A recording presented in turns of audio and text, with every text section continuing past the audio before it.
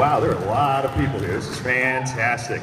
Second day, Rhode Island Comic Con 2013. This is by far probably the coolest panel I'm going to be doing this entire year. We've got some, obviously some great bounty hunters. They're going to be coming out here in a second. They're just about getting ready. So I thought, Eric, you want to throw out a couple of these? My name is Kevin Lyle, and I'm an artist. I know you guys don't care, but I got to go through this. Downstairs in my booth 321, we're doing a raffle for the Wounded Warrior Project. I have a painting and signed by David Prowse, Jeremy Bullock, and Alan Harris. They're in as their characters from The Empire Strikes Back. We're raffling it off. We sold about 70 or 80 tickets. I'd like to break 100. So if you come on by, that would be really cool. And we also have some shirts that I do, and feel free to have some. Eric. All right, who's the loudest here? Let me. That side? You guys got it. Who's in costume? Who's in Star Wars costume? Mandalore. Come here. If I throw it to you, someone's gonna grab it. Who else is in costume? Chewbacca. All right, we got one more shirt. Give it to Greedo. Oh, her. Oh, yeah, the lady right there. I don't have any more shirts. There you go. Thank you very much. Hey, little man, come here, Mandalorian. I got a patch for you.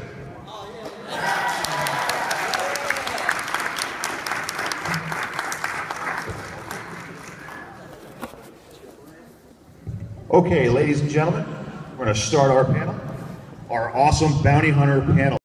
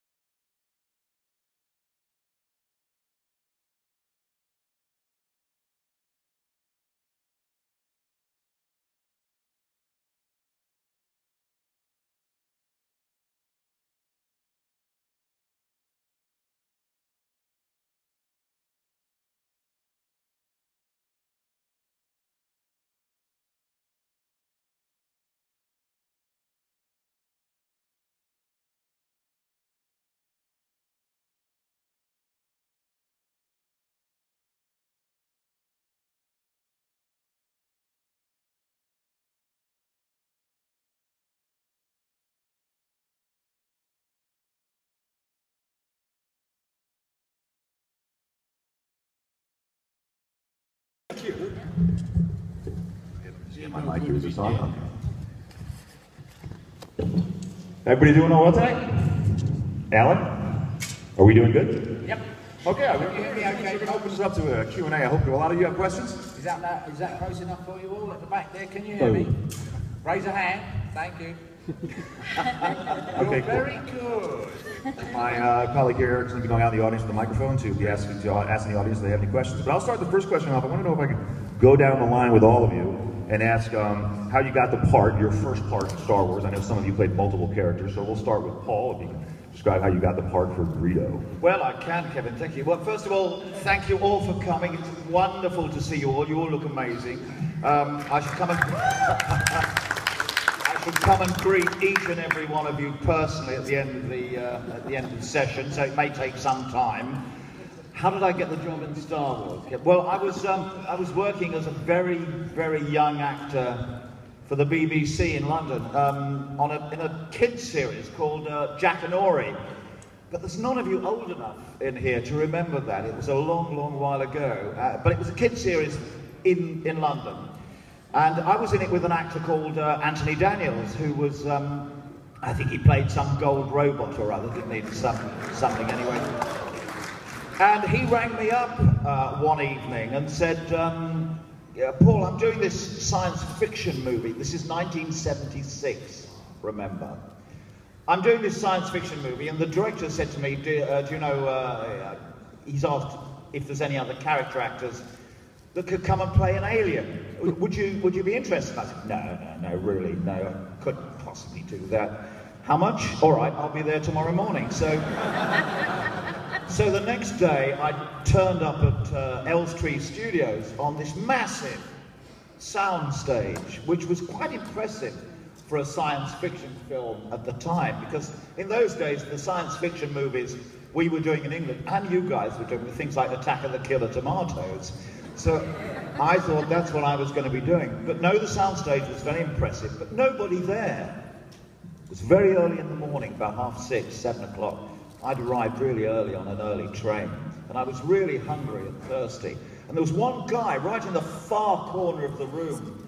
So I thought, I'll go up to him and see if he knows what's going on. So I went and said, hi, my name's Paul Blake. I'm here for some movie called Star something or other.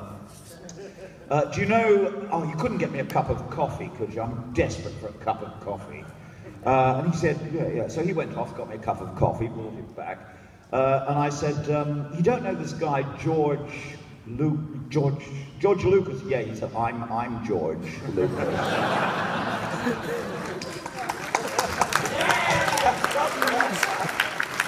And miraculously, he gave me the job. So that's how I got the job in Star Wars.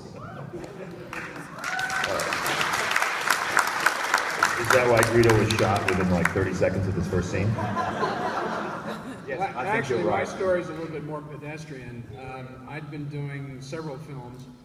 I was represented by an agent named Maggie Parker, whose great stable included James Mason and Helen Mirren, who is now very famous, but she was famous in London in those days. Anyway, so Star Wars was about the 4th or 5th film that I went up for, and the casting director was one Irene Lamb. And so I went in for the interview, and she said, okay, I think, we'll let you know. That's usually what happens. And several weeks later, I get a phone call from Maggie saying, darling, you've been cast in Star Wars. Now, I knew what Star Wars was, although in the UK, it was not really known, as Paul is saying, as something that's as big as we all know it now, although in America, it was obviously very much of a sensation.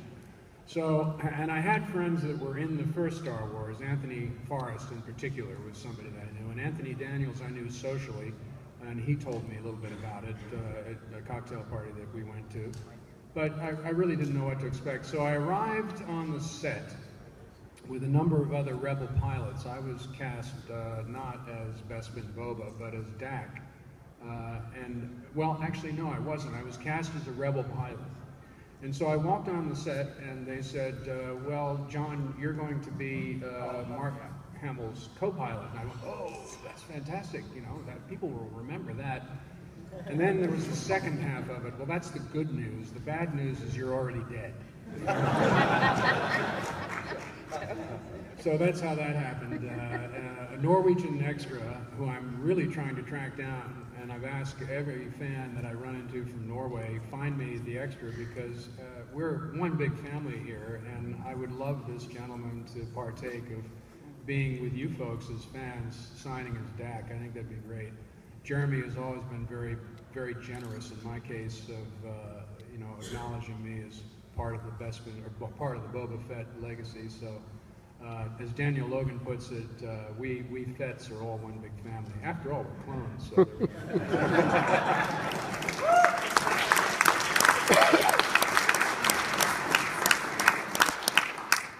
And Mr. Harris, your turn. How'd you get the part in Star Wars? Your first part? Yeah, it's a bit complicated because I worked on 4 of them. The first one, Star Wars itself.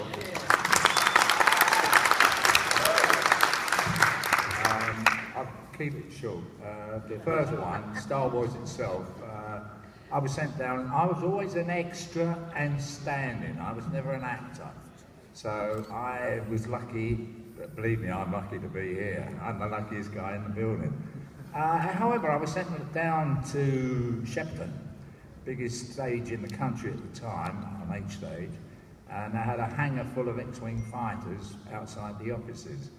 And at first I was a mechanic working on the X-Wing fighters as, in overalls, grey overalls, and then I was chosen to be a rebel commander to escort Carrie Fisher under an X-Wing fighter, and she stopped me and said, wait here. And she went over to speak to Mark, who's on his X-Wing, and they had a chat for about 30 seconds, which could be interpreted as a love scene or whatever. It developed a different way later on. Anyway, when they finished that, she came over to me and we walked down the hangar. And that was Star Wars. I don't know if you want me to move on to Empire. You can mention Bossk. I think that would be a good idea. I think you always want to hear about Bossk, right? Yeah! So before Empire started, in September, I was called to the studio to, they wanted a size of person to make a costume around. I didn't know who the actor was going to be to do it, and so my size was perfect for it. And so I went down there 4 times to have bits and pieces applied to this white costume, pieces of plastic with arms, shoulders, knees, everywhere. And the 4th time that I went there, they'd finished the helmet, the backpack with the rockets in it. And so I was all kitted up, and they did some adjustments behind my back, which was turning on valves. And I didn't know the meaning of it because a week before I had, on the 3rd fitting, I had to press my wrist here like this. It was an igniter, like a lighter igniter. And lo and behold, a flame came out of my wrist 4 feet in front of me. It was a flamethrower they had fitted on my back. Thank goodness it didn't backfire. I would have been blown to pieces. And fortunately, the person that got the job was our friend, Jeremy Bullock, and he's a wonderful guy.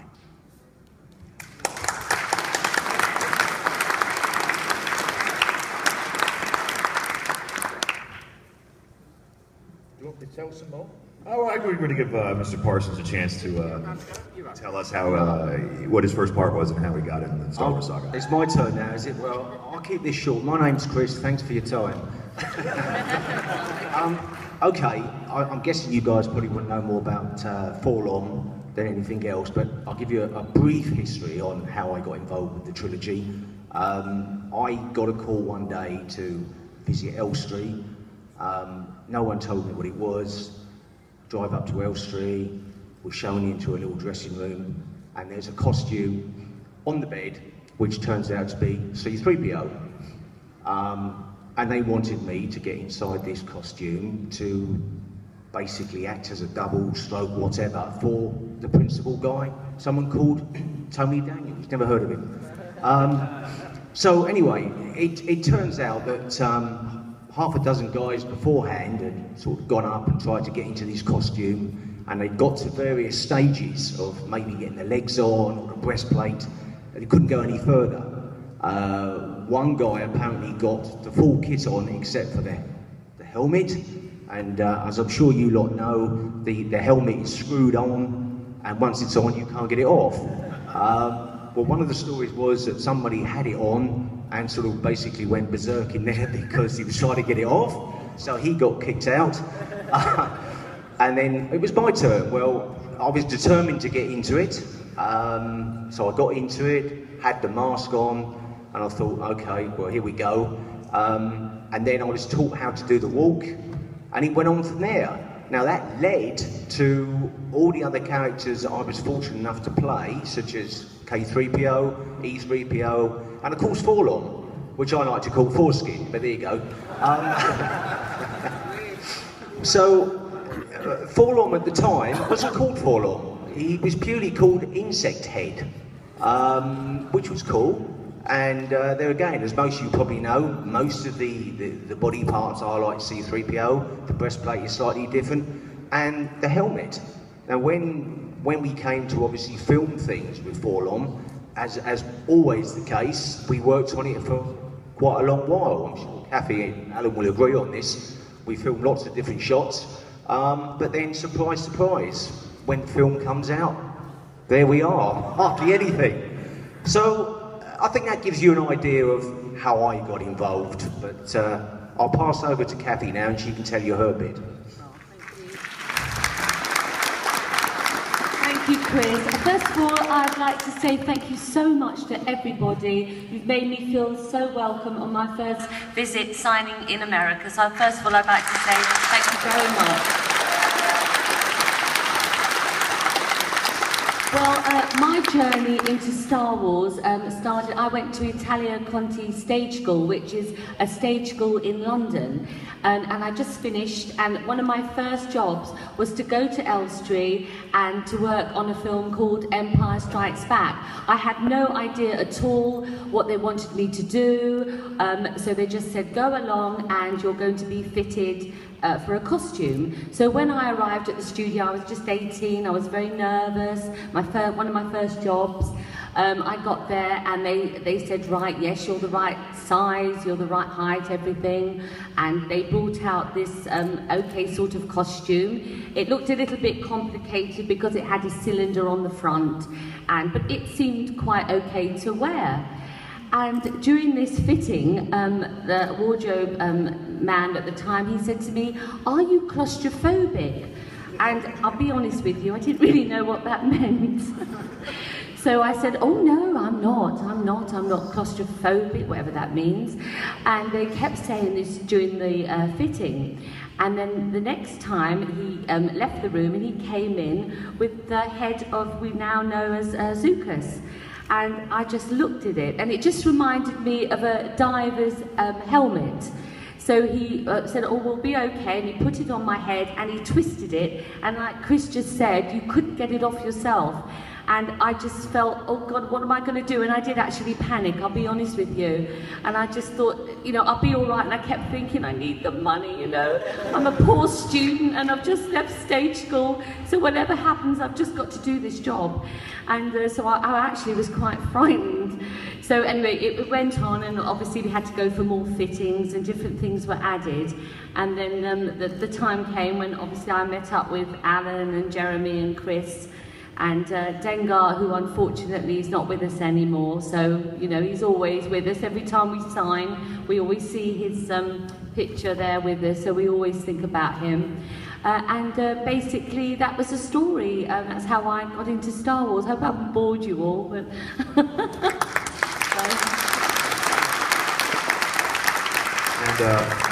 Frank, how did you get into Star Wars? Well, I was tied into Dengar first. People don't know that. No, just kidding. Frank, do you have a question for the panel? I do. First, how many people brought that iconic photo of the Death Star, of the Star Destroyer, and see them all lined up right here? It's amazing. How many times I see that picture this weekend? Awesome that you're all right here. Yeah. My question: Star Wars has many different factions. You have Jedi, you have the Imperials, you have the Rebels, the Bounty Hunters. The popularity of the Bounty Hunters, obviously Boba Fett, but all of you, is tremendous, and it has carried on for years. I think it only becomes more, it just becomes stronger. What is your take on how popular your characters have become over the years? Who would you like to answer? Whichever one of you would like to answer first. It's usually whoever steps up first. Okay, that's me then, I suppose. Well, I think it was a gradual burn, really, in that right from the start, Star Wars was such an unusual event for all you guys. It was so ahead of its time when it first came out. The very first film in 1997, there was nothing like it at all around.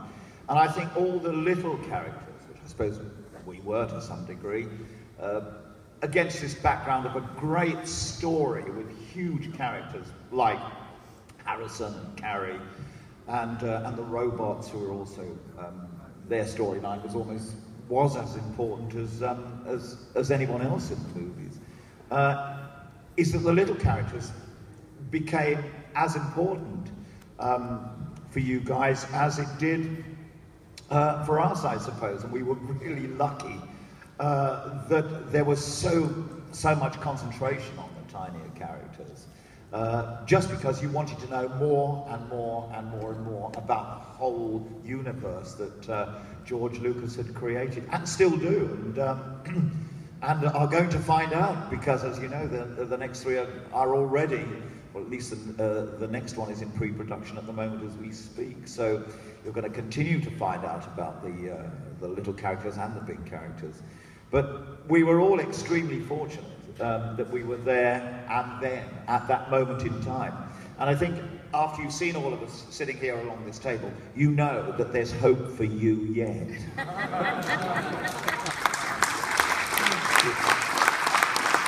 Frank, can you repeat the question again and see if anybody else wants to answer? Just your take on the popularity of the bounty hunters over the years. Well, let me help answer that a little bit by throwing the question back to the audience, because I've myself have noticed that in the last year or so, people talk about the underground, which is somewhat synonymous with the bounty hunters. So, in terms of all of you fans out there today, how many identify themselves as rebels? Yeah! Hands. Okay. How many identify themselves as Imperials? Folks, does that mean that the rest of you identify yourselves as the underworld? Okay, there's some hands that are missing. Anybody, well, how do you self-identify? Is there anybody that's not an underground or a rebel or an Imperial? Mandalorian. But isn't a Mandalorian a part of the underground? No? We need to have him kind of define that a little bit, but that's what I was trying to get at, is that recently I've observed that people are identifying the underground as a third category, but you're absolutely right. There are the Mandalorian mercs. Frank, you're in a better position to kind of answer that, but I'm done. I can't add much more to that, but you all have been great. So it looks like it's a third of those that want to identify.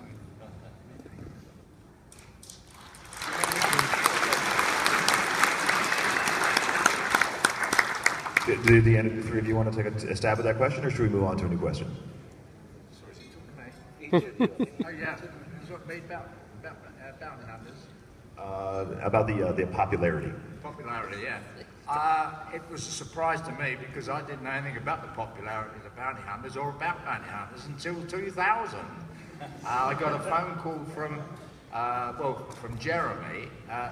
What happened is Empire magazine wanted to interview the surviving bounty hunters. Unfortunately, Maury Bush has gone. He didn't know my number. He wasn't sure who was in this lizard bounty hunter. He called it Bossk. When he came to me after getting Chris, who got the phone number from the union, he said, were you in, Jeremy said, were you in Bossk? I said, was I in what? Because when we made it, I was called, my costume was a lizard bounty hunter, and that's it. You know, we didn't know, it was later they gave us, in my case, names. Boba Fett was known right away from the word go. We knew about that. But it was a big surprise to me, and he said, do you want to go to conventions?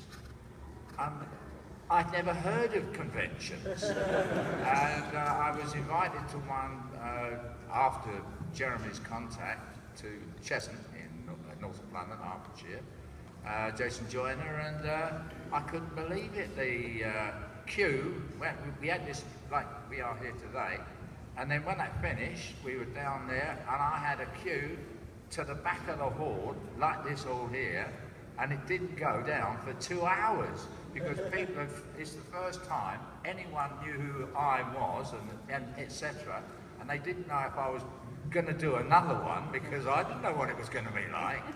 I didn't have photos or anything. And anyway, I liked it afterwards, and I got asked to other places as well. So I'm very lucky to be here, believe me, and I love the fans. You've got to like people to do this. If you don't like people, and I've met some that don't, they're not very good. They're not very good for you, they're not very good for themselves. But we all like people, and it makes it a joint thing. We enjoy talking and informing. We like it.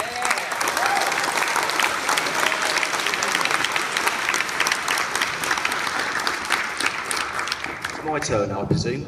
Well, my story is very similar to Alan's. In 2000, I had a phone call from a reporter that was doing a piece on the Star Wars Insider, and as Alan said, he was reporting on the 25th anniversary of the film, and he said to me, I'm aware that you were on those films and you played a bit of C-3PO. He said, you played Forlorn. Well, like Alan, I'd never heard of Forlorn. As I told you earlier, it was called Insect Head. And as this guy started to carry on talking, saying, oh, you did this and that, and I thought, who's this clown on the phone? He's winding me up here. Because I'd forgotten all about Star Wars, really. I'd sort of left the business, got involved with a property developer, which is what I do now, and I thought, well, what is this? Well, as he started to talk, things started to fit into place. I'm thinking, well, actually, I do remember vague bits about this and that. Anyway, he asked me if I'm prepared to do an interview, which I nearly fell off the chair when he asked me to do that, because I thought, am I worthy? But that was nice to be asked to do that. He also said to me, would I mind if the gentleman gave my details to a couple of people that would be interested in meeting me? So I said, well, fine. Probably only a few days later, someone rang me up from your lovely country here saying, would you like to do, as Alan said, some conventions? And I said, well, why? What am I going to do? Well, you're going to appear and meet people. And at the moment, I'd like to take you to Japan. And I thought, Japan? I thought I've always wanted to go to Japan. Anyway, flights all paid, etc., etc. And we set off on this tour of Japan, and I took my lovely other half with me, and it was for 10 days. And we started visiting shops and venues, and there was these literally thousands of small people, no offence, and they wanted to see me. There was also someone else from the first film, Phantom Menace, that came along as well. As we started doing all the signings of toys, there again, as Alan said, all these people were queuing up. And literally, I was signing toys and pictures all day long, till the hand dropped off. And I thought to myself, I must be dreaming, this cannot be happening to me.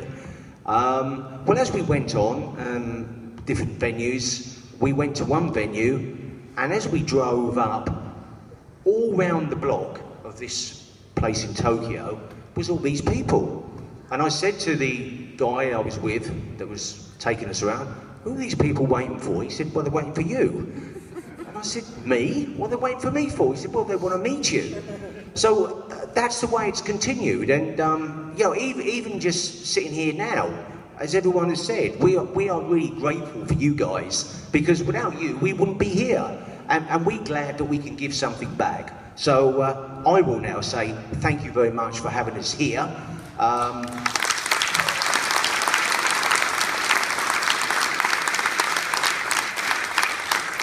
And I'll pass you over to Cathy for her little story now. It might not be that little, Chris. Well, I won't bore you all with this. Please tell me to shut up if you want me to. But my journey of really realising the importance of being a bounty hunter was in 2007. I was working at the BBC, and we were having a coffee break. And we were just sitting there, and we were just talking to some colleagues about different jobs that we'd been in, all the different sort of programmes we've been on, films. And I just happened to say, along with the other work that I've done, that I worked on Empire Strikes Back. And this guy who I hadn't met before, he said, oh, well, what were you in Empire? And I said, I was a bounty hunter. And I know this sounds so ignorant, and I feel really foolish, but I couldn't even remember my character's name, and that was in 207. I know it sounds bizarre, but this is really true. And he said, well, can you describe the costume to me? So I said, that is one costume I will never ever forget. So I went on to describe it, and he nearly fell off his chair. He said, don't you know who you were? He said, you were Zuckuss. And I went, no. He said, don't you know people want to meet you and go to conventions? And I thought, we've got a right one here, another nutter. I said, all right. He said, please give me your number. He said, we've got to keep in contact. So I did, you know, I felt a bit sorry for him, really. And the next day, it was about 7:30 in the morning, and it was a Saturday morning, and it was him on the, because we have an answering machine, and it was his voice, and he was saying, oh, Cathy, Cathy. He was so excited. My husband said, who the hell's that? I said, what's he talking about? Zuckuss, Star Wars? Because, you know, I don't even think I discussed that much with my husband, you know, I mean, you know. And anyway, in the end, cut a long, long story short, we started to find out from other people in the film business who I knew, and they said, oh no, you know, it is genuine, you will be asked to go to conventions, people are interested in your story and they want to meet you. And like Chris and Alan, I was just dumbstruck, and I was invited to go to Japan as well. And that was just amazing. One memory that really sticks in my mind, it was like this toy shop, and it was just filled with all action figures, not just Star Wars, but other sort of films. And they're all queuing up, and this young man stood in front of me, and he just burst into tears. And there was a translator, and I just thought, what's wrong? Why is he crying? I hadn't even said hello, and I thought he's crying, you know. And she translated it back to me, and he said he's just waited, he's been wanting to meet you for so long, and it just touched my heart, it really did. And, you know, he had like all the other bounty hunter signatures, and he was just waiting for mine. And it just made his day, and I was just so moved, and I started to realise what it meant to the fans, you know.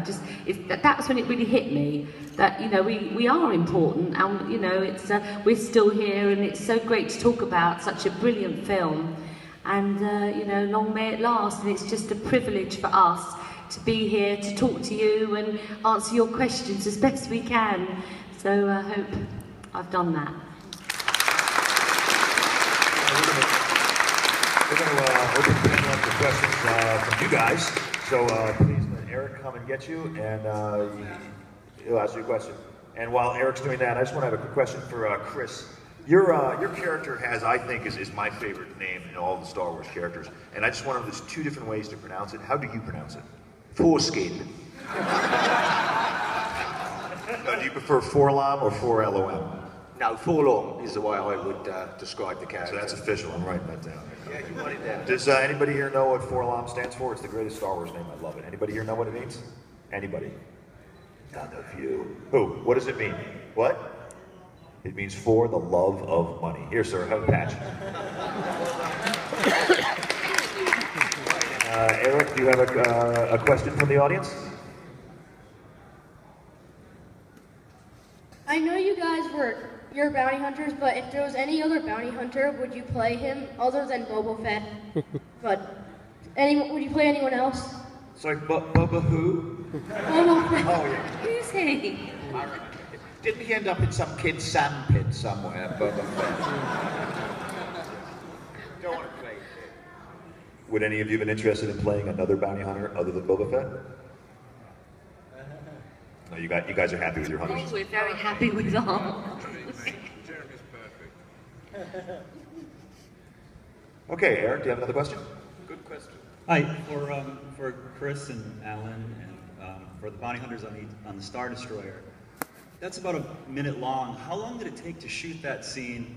How involved was George Lucas, because Irvin Kershner directed? Was he on the set at all? And was there anything shot that wasn't used in the film? You're talking about Empire. You're talking about me on Empire.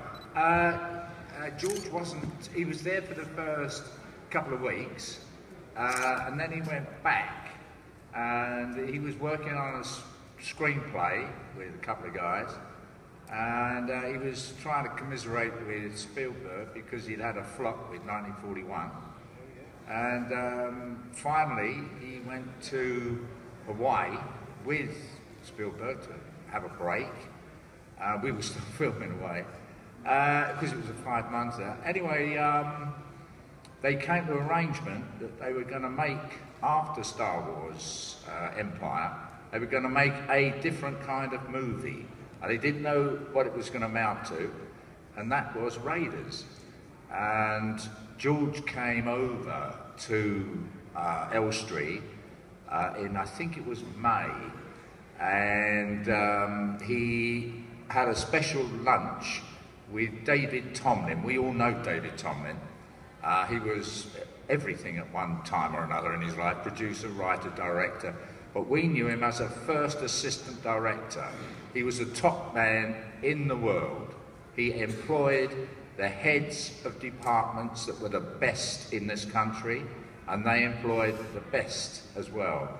And at that lunch, he asked David to be the first assistant and set it up for Raiders. It was a bit, the name was secret at the time, and I congratulated David after lunch, not that I was there of course, for getting the next picture. We didn't know anything about it more than that. We knew it was George, and we didn't know who was going to do it, but it was in fact Spielberg.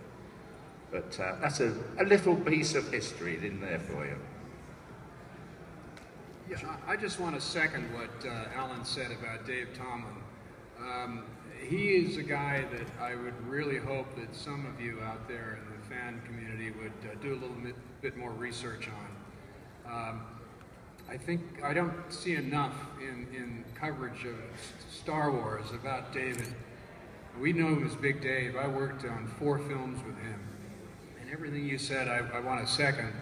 He was a magnificent man, very well respected. He had 2 assistants that were with him on a number of films, Steve Lanning and Roy Button. Yep. And I don't know, I think if anybody on the panel wants to talk more about those 3 gentlemen, you all would find that very useful. I can't tell you how great an inspiration he was. I'll add to that what John's just said. Roy Button and Steve Lanning, going back to all my characters I played, it was down to these 2 guys that kept me working on these films, because they were looking for people that were dedicated to making movies. They didn't want people that were shirkers or messing about. They wanted people to turn up on the day, on time, and do the business. Now, for some reason, as a young guy, and I'm a lot younger than this lot, they liked me. So yeah, I mean, I've got an awful lot to thank them for, and obviously Dave Tomlin is amongst them. Yes, I think that's how it worked really. Once you started on the film, and they, like Chris has just said, that you were reliable and you were on time and you didn't moan too much about the costume, you were lucky enough to play other characters in the film. I think that's the way it was, you know. So yes, I went on to play Work Kettle, which is the Cloud City scene, so I was quite lucky to do that as well. So it was good because it kept us all employed, so happy days. Eric, got another question out there? Yes, hello, thank you. My question is probably more of a sore spot for Mr. Baker than anybody else, but do you... So I can hear you. Thank you. Do you prefer the theatrical versions, the ones that everybody's seen, or do you like, over the years, the tinkering that Lucas has done with them? I know that's probably more of a sore spot for you. What do you mean, all the changes that George did to the little scene that I was in?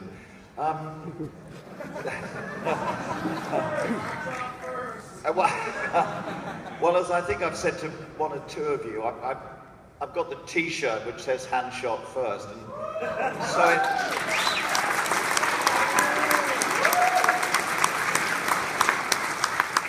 it must be true, surely. And the other thing that is a clue was that it said so in the script.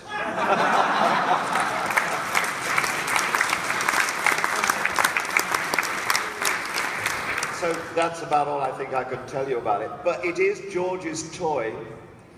he can do really what he wants to do with it. But I know, I mean, I'm with you guys really. I love the original three, and I love the way they were all filmed. I thought they were superb little movies in their own right, and kind of stand up against any comparisons, even today, even without any alterations. And I would have preferred it like that, but it is George's.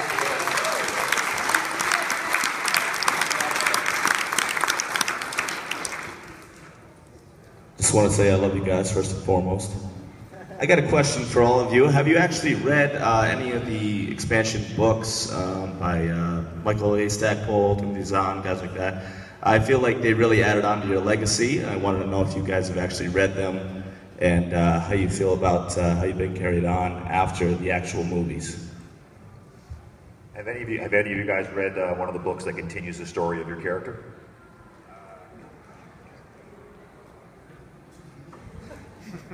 Yeah, I had the privilege of meeting Tim Zahn and Mike Stackpole in 1997 or 98 when they came to Washington. And Mike engaged me to write an introduction to an anthology he did of the X-Wing fighter series for Dark Horse. So I didn't read Tim's books, but I was very attracted to Stackpole's, and we met on several occasions. And why I like those is that I thought they were very interesting. So the X-Wing series, they were very interesting portrayals of what I understood at the time of the Star Wars that I was a part of, not as a bounty hunter, but as Dak, which is my real character. So I'm sort of an interloper.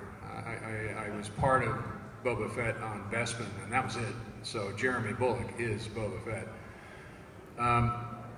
I liked them. I thought they were very interesting books from kind of traditional books about you know, aviators and pilots and World War I, you know, war in the skies and stuff. And I liked it very much. And so I was in conversations at that time with Lucasfilm and Del Rey to maybe do a series on Dak as an X-Wing fighter jock at Tirfan before Hoth. So I followed it pretty clearly. So as far as the expanded universe is concerned, I'm very much in support of that and fan fiction. And I hope that by continuing the dialogue across the dais between us and you all, that sort of fan input, that interface remains you know, during this transition to Disney. I think Disney would be making a very grave mistake if they weren't taking into consideration where you all, in this Star Wars wonder world that we're in, where you're going in your imagination. And I think that was part of George's original conception. As you know, Paul was saying, it's George's toy, but I think I'd express it a little differently. I'd say it's George's sandbox. He created some toys that we're all able to play with, and we bring our own gifts in that playing and partake. And in some cases, like, for example, Ashley Eckstein, adding to that universe, whether it's as characters, as actors and actresses like us, but also as creative individuals that are artists, musicians, whatever talent you bring. You might be a candy manufacturer, and you come up with something that's Bantha milk, or, you know, and George, you know, the Lucasfilm organization would take that on, and suddenly you're part of the universe. Anyway, that's a long riff, but I hope that's helpful.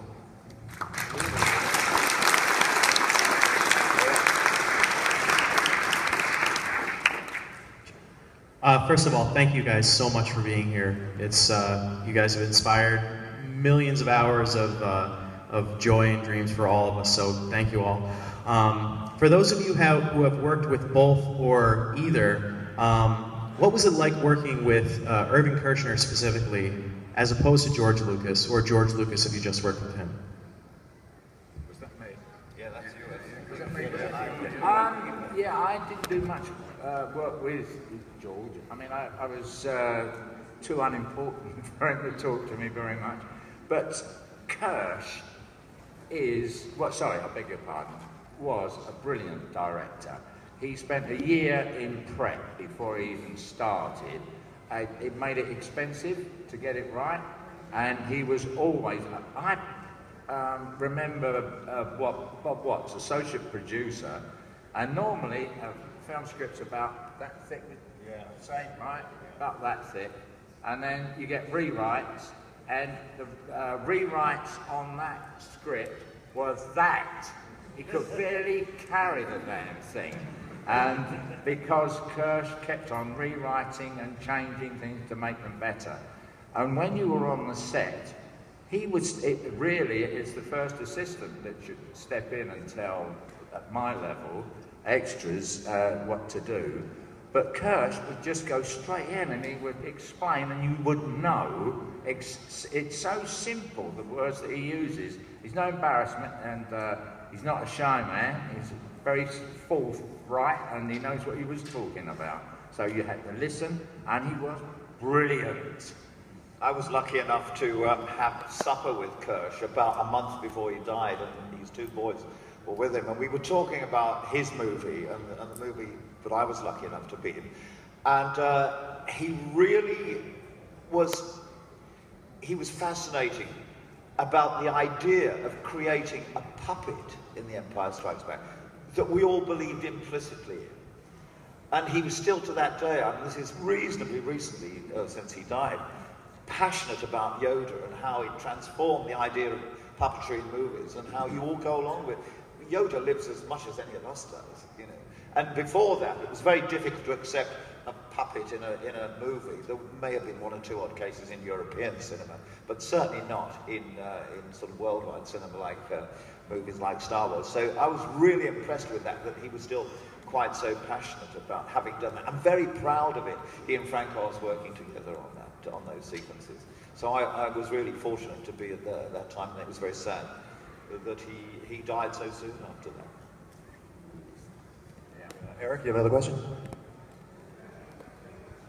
Nice costumes. Hey guys, how you doing? Thanks again for showing up.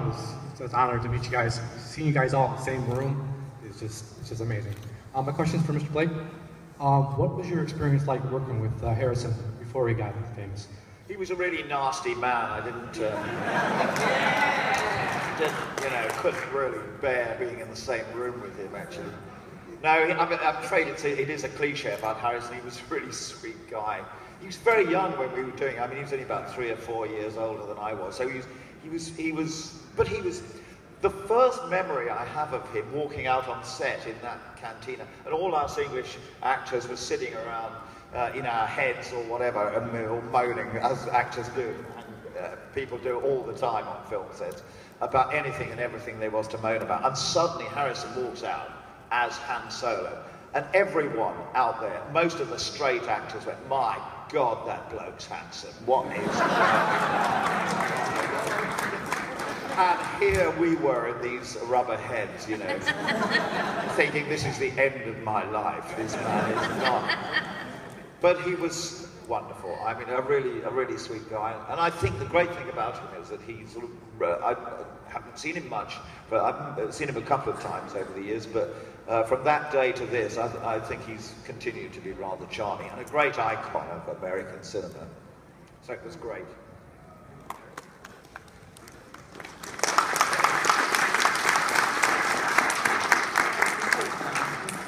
I know that you guys have done different parts, so do you have one that is like your favorite of the different ones you've done?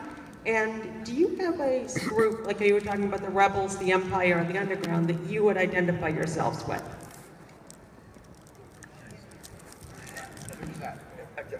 Who would you like to answer that? Anybody? Chris? I didn't hear it. Oh, right. You're going to have to say that question again, I'm afraid. I had asked, since you've done different parts, which one would you say is your favorite?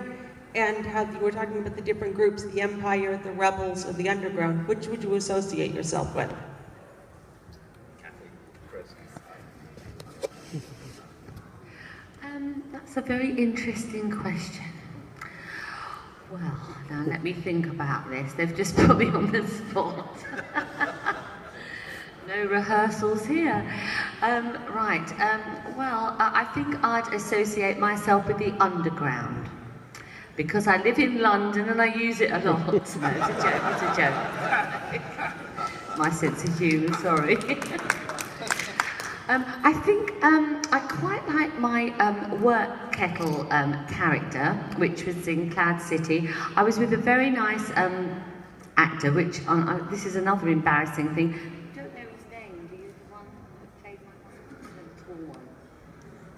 He played Snaggletooth. I can't remember his name, but anyway, they called us Mr. and Mrs. Pig because the mask looked very much like a pig, and he was really tall. I think he was about 6'8", and I was quite small. So the two of us used to say, "Oh, Mr. and Mrs. Pig, can you come on set now?" Which was always stuck in my mind. And yeah, so I quite liked that character. I thought we had fun with it. You know, it was quite funny. So I'm not very good at answering that question, I'm afraid, but.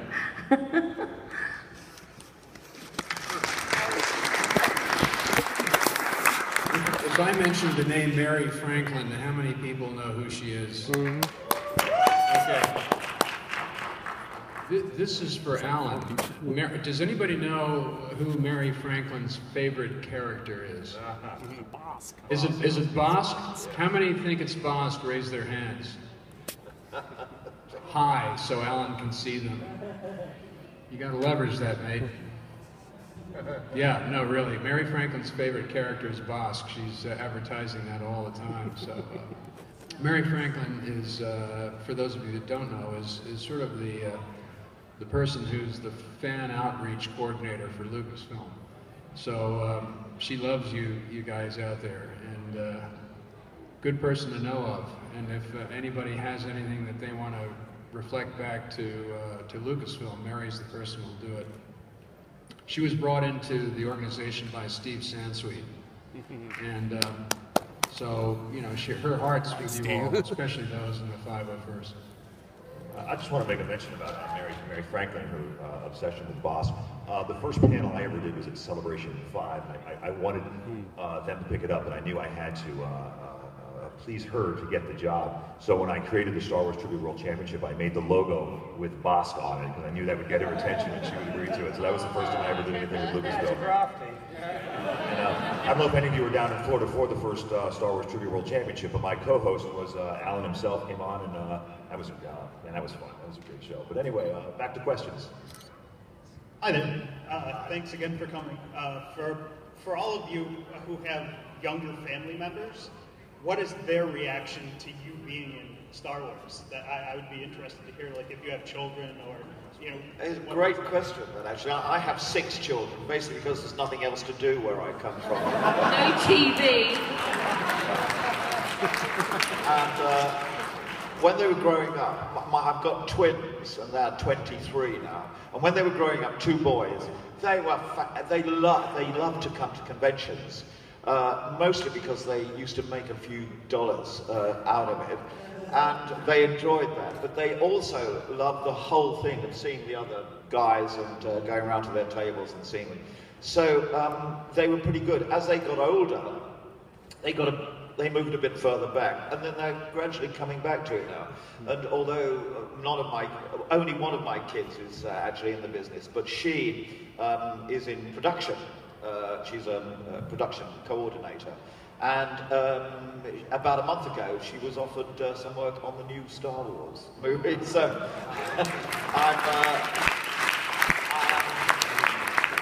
I am desperate for her to do it, so I can get on the phone to her straight away and say, you know, if there's just any little part for some green alien that might be resurrected, I'm standing here. John, is your daughter actually still here? Maybe we can ask her. Sorry? Is your daughter still here? Maybe we can ask her. I wish. Yeah, no, my youngest daughter, Emily, is really the one that got me back into Star Wars in this iteration in 2010, where I was able to rendezvous with Alan, who I hadn't seen since 1979, and I first met Chris. I'll be very honest with you. We were having a little difficulty with Emily after she graduated from high school. Remember, Gail? She graduated in 2009, and she was kind of going over to the dark side. When children go over to the dark side, any idea that comes from mom or dad is always a bad one, right? So when Ben Stevens called me in the spring of 2010, I was very busy in my day job, and he said, he always would ask me to come to the celebrations, and I always declined because I couldn't join you all. But in 2010, he rang me and he said, would you come down to Orlando? And I said, no, I'm sorry, I really can't get away. About 2 weeks later, Emily showed up on the doorstep and said, hey, Dad, are you going to Celebration? And I said, no, honey, I already said no, I'm not going to do that. I just can't do it. And at that point, my wife, the elbow was very prominently going into my ribs. And darling Gail said, think about this. It's her idea.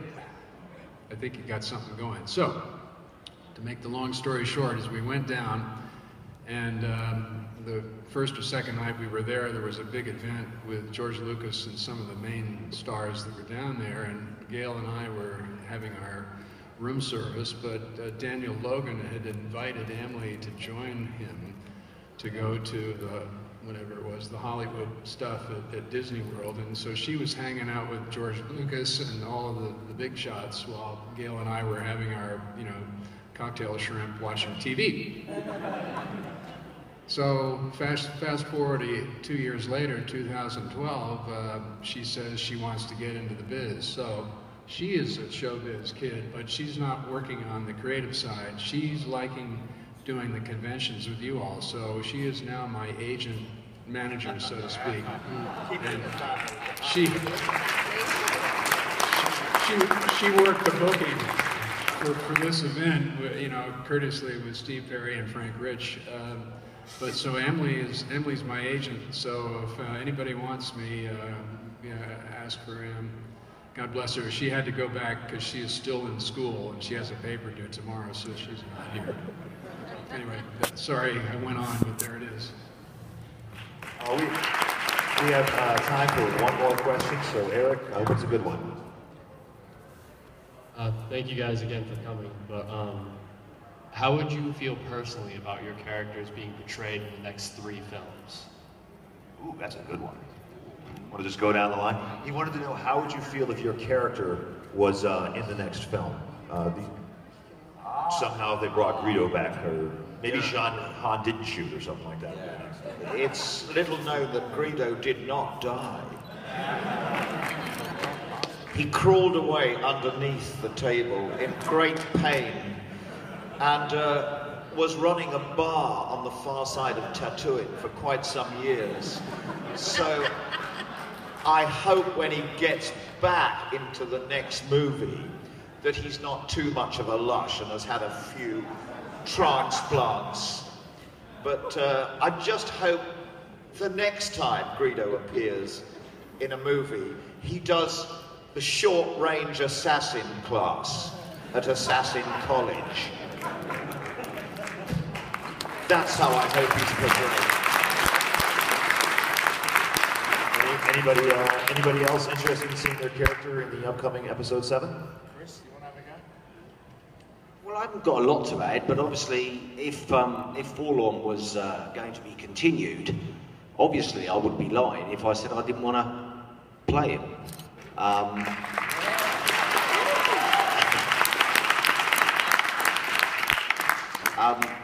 I'm still roughly the same sort of size. 1 or 2 bits have got a little bit bigger, but I'm still roughly the same size as I was all those years ago. So it would be nice to hope. I mean, I think at the end of the day, that's all it is, hope. But with or without me, it would be nice to think that he would continue.